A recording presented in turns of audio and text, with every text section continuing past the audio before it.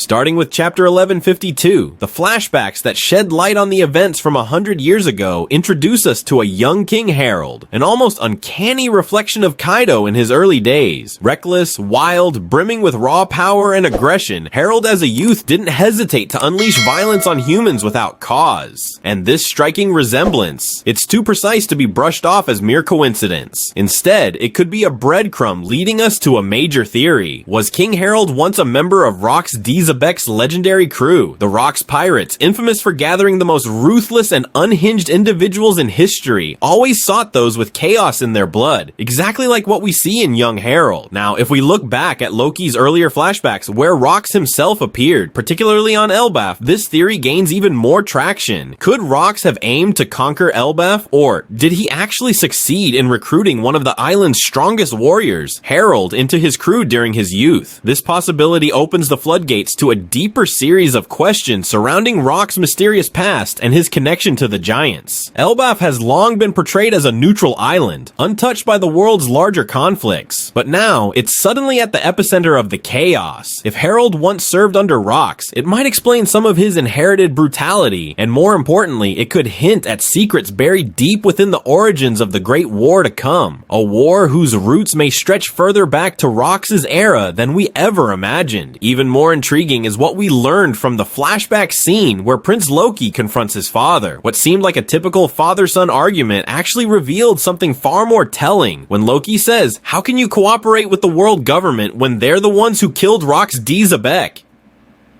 It's not just frustration, it's pain. That line hints that Rocks wasn't just a pirate who passed through Elbaf's history. He may have been a close ally, a friend, or perhaps even a sworn blood brother to King Harald himself.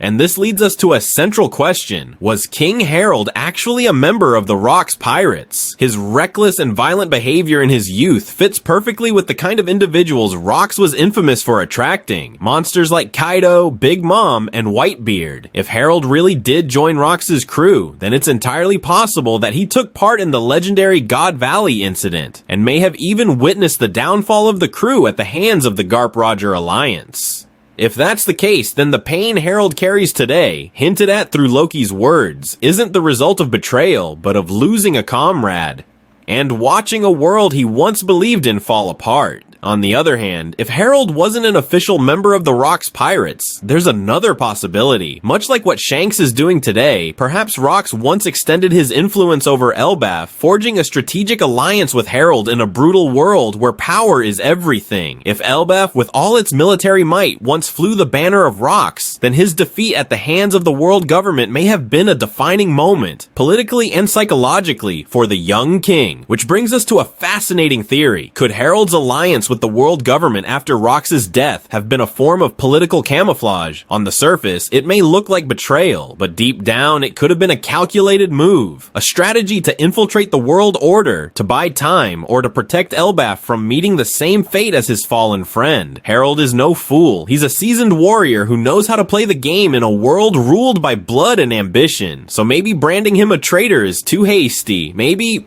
just maybe, he isn't just a former ally of Rocks. Maybe he's the last remaining torchbearer of the Rocks legacy.